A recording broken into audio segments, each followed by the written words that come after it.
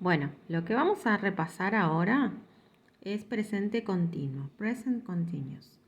¿Para qué vamos a usar ese present continuous? Fíjense que yo ahí les anoté y dice actions now. Now significa ahora, así que lo vamos a usar solamente para las acciones que querramos contar que están pasando en este momento, ¿sí? Y vamos a ver cómo lo armamos.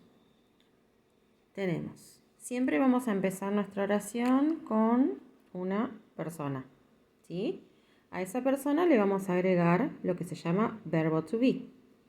Is, am o are. ¿Para qué personas usamos is?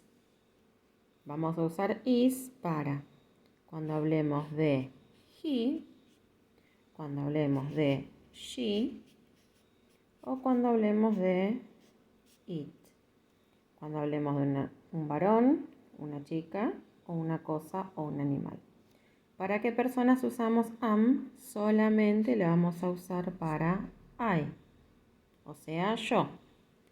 Are lo vamos a usar cuando hablemos de you, cuando hablemos de we y cuando hablemos de they.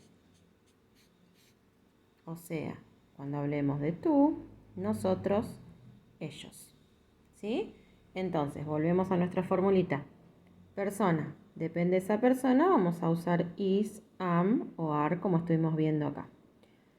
Después de eso vamos a usar un verbo, una acción.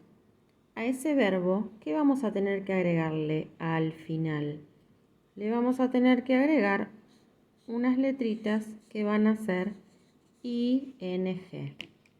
De esa manera armamos nuestra fórmula para el present continuous. ¿Sí? Entonces, vamos a hacer una oración de ejemplo. Si yo estoy hablando de, por ejemplo, Tom.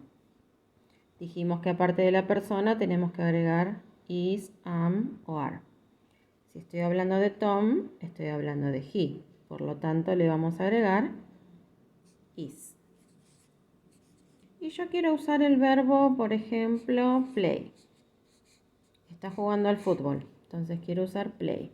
Pero acá me dice que yo al verbo le tengo que agregar ing. Entonces vamos a decir playing.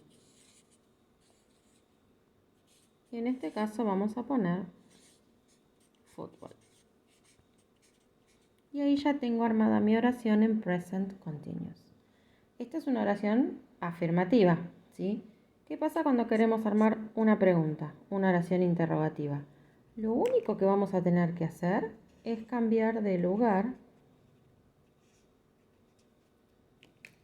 En este caso vamos a usar el is que teníamos ahí, lo vamos a pasar adelante de todo.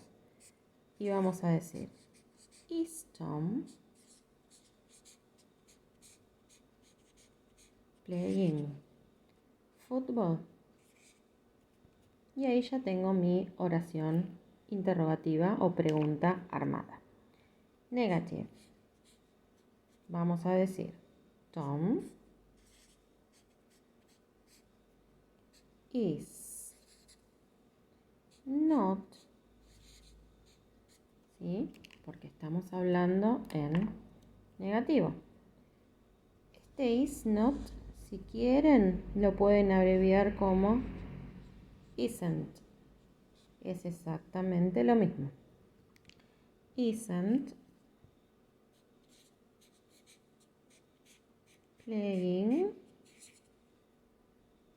football.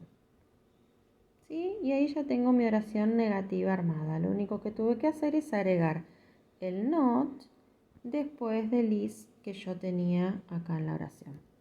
¿Sí? Así como podemos abreviar el is not como isn't, el are not, si ustedes quieren, lo pueden hacer más cortito y decir aren't. Si quieren, si no, es lo mismo dejarlo así. ¿Sí? Así que bueno, esto lo copian en la carpeta, ¿sí? Y lo tenemos a mano para poder realizar el próximo trabajo. ¿Estamos?